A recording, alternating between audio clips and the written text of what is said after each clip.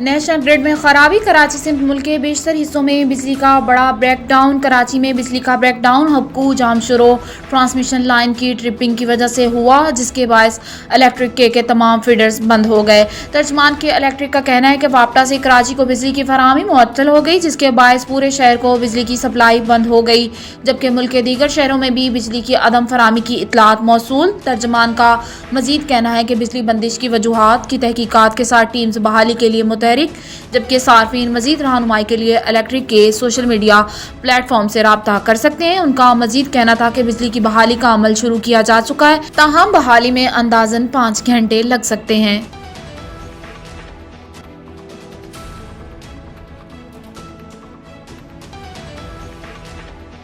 हमें पता है हम आपसे कमजोर हैं। आजिम सवाती की गिरफ्तारी पर पीटीआई रहनुमाओं का रद्द-ए-अमल। इमरान खान के chief of staff Shahbaz Gill ने ट्विटर पर जारी बयान में कहा कि सेनेटर आजिम सवाती की गिरफ्तारी और फिर उन्हें नंगा करके मारना, और एक बुजुर्ग हैं, नाना और दादा हैं, एक लम्हे को सोचिए उनकी फैमिली पर क्या गुजर रही होगी।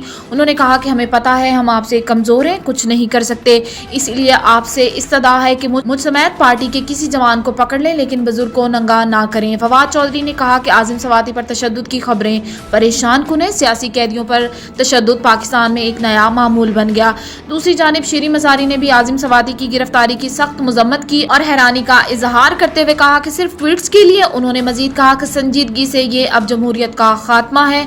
जिस तरह से इम्पोर्टेड हुकूमत और इनके लोग वक्त का गलत इस्तेमाल करके बर्ताव कर रहे हैं। पीटीआई रहनुमा जुल्फी बुखारी ने भी आजिम सवाती की गिरफ्तारी पर रद्द-ए-अमल दिया और बोले मरियम को उसकी चोरी के जुर्म में छोड़ दिया गया।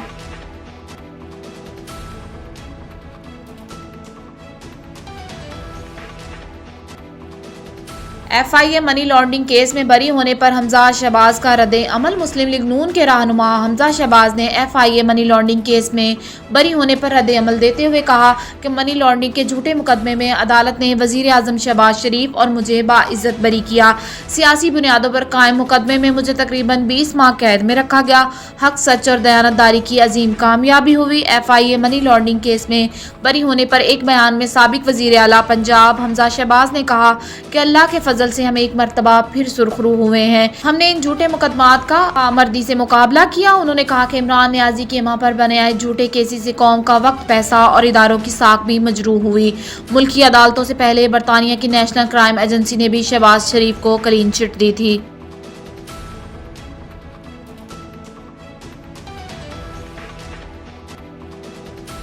पीटीआई रहनुमा आजिम सवाती गिरफ्तार, जिस्मानी रिमांड पर पुलिस के हवाले। जराये के मुताबिक आजिम सवाती को FIA साइबर क्राइम्स की जानिब से रात गए हिरासत में लिया गया। जराये का बताना है कि पीटीआई रहनुमा आजिम सवाती को उनके मुतनाज़ा ट्वीट्स पर गिरफ्तार किया गया। आजिम सवाती पर इदारों के खिलाफ बयान देने और लोगों को इश्तियाल दिलाने जैसे इल्जामात हैं। जराये के मुताबिक आजिम सवाती का नाम ममनुआ फंडिंग केस में भी शामिल है और वो साइबर क्राइम भी एक केस में जेर तफ्तीश रहे। ताहम अब तक इस बात की तस्दीक नहीं हो सकी उन्हें किस केस में गिरफ्तार किया गया। दूसरी जानिब आजिम सवाती के अहले खाना ने वकला से राब्ता कर लिया और गिरफ्तारी के बाद उनको जिस मकाम पर ले जाया गया इस हवाले से राब्ते किए जा रहे हैं। आजिम सवाती को सीनियर सिविल जज शबीर भट्टी की अदालत में पेश कर दिया गया, जहां FIA की जानिब से आजिम सवाती के 7 रोज़ा जिस्मानी रिमांड की इस्तदा की गई।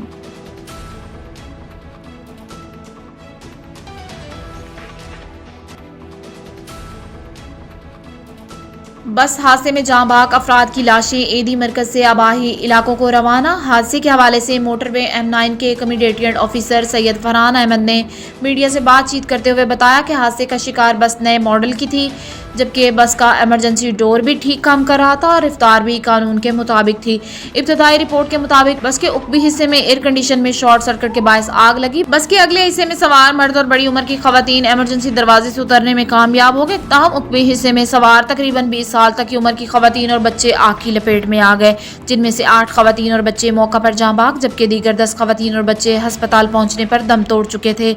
जबकि हादसे में 3 अफराद जख्मी हुए। बस में अमले के 3 अफराद के अलावा 52 मुसाफिर सवार थे, जिनमें से 18 अफराद जाँ बाग हो गए और दीगर को मुतबादिल बस के जरिए आबाई गाँव रवाना कर दिया गया।